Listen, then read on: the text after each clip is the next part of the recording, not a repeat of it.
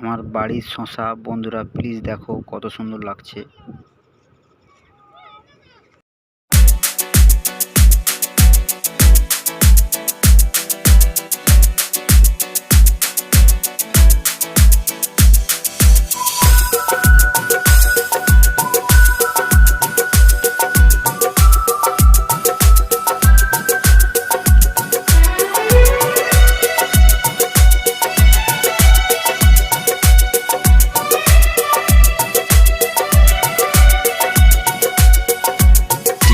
DJ SP